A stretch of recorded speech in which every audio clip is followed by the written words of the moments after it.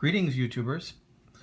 I decided to share with you a knife that I recently purchased at a flea market in San Antonio. As you may have seen in some of my other videos, I love going to flea markets. I've even sold at flea markets, and I collect knives. So if you like knives, then please check out my other videos and like my videos, and also subscribe to Treasure Detector. Now, I had previous luck with a gentleman at this flea market. The name of the flea market is called Bussy's Flea Market in San Antonio. I think it's one of the best flea markets there is.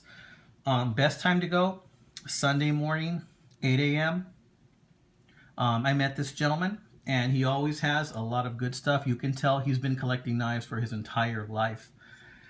So on this occasion, I went over to his booth, and I saw a couple of knives. A John Primble knife, but I also saw this very interesting Robeson.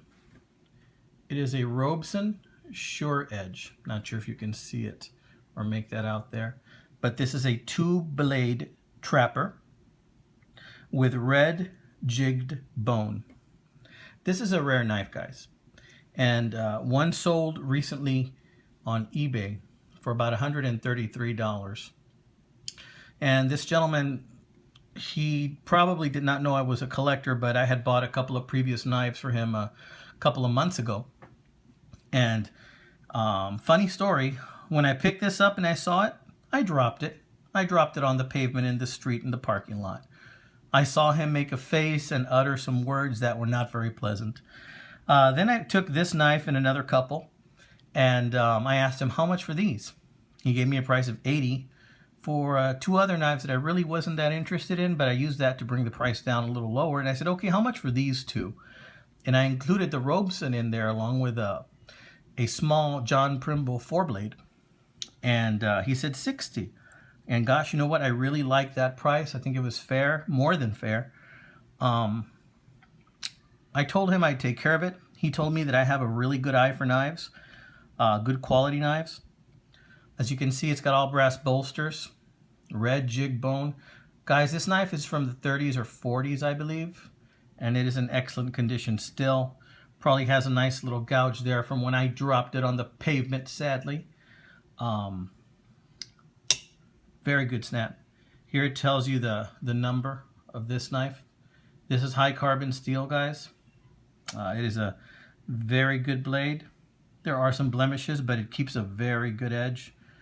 Good snap. Very strong snap either way. You can tell this knife has been pocket carried very gently for someone for many years. This wonderful gentleman who sold it to me, he told me he had had it for 20 years himself prior to this. So he's a collector. Got a couple of dings here and there. Not all of them are mine, guys. Just one ding is mine, but really do like this knife. Wanted to share that with you. Very few of these out there. It's a Robeson Shuredge, and this company I believe is discontinued.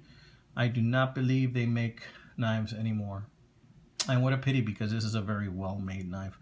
If I could equate it to any particular brand, I'd say that this reminds me a lot of the case knives that are out there, the trapper case knives. However, this knife is in how can I put this? The quality of this knife surpasses that of the case knives that I have seen. And the sheer beauty and the carryability, sustainability, this knife has lasted for, wow, like 80 years now, something like that. And it's still going strong.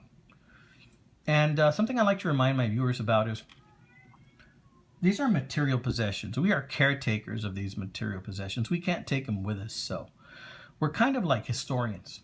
We hold on to these items and we take care of them and we enjoy them, and then when the time comes, someone else picks up that mantle and someone else will take our place and hold on to these items that are not just utilitarian, but they're works of art. The people that put their heart and soul into making these treasures, they put a little bit of themselves in these too. So it's our job to take care of them, hold on to them, pass it on to the next generation, so they can enjoy the heck out of it just like we did. So I bought it a nice little sheath at the San Antonio Market. I could make one of these myself, but this one was already made, and for 10 bucks, I can't make it for any cheaper than that with all the materials. So might as well just buy it. So I bought this cute little sheath for it. Works really well. Keep it safe when I'm wearing it. And I know that when I need to pull out a very sharp knife that's going to do the job, I can go to this little guy. So, once again, that knife that I just showed you is a Robeson Shuredge.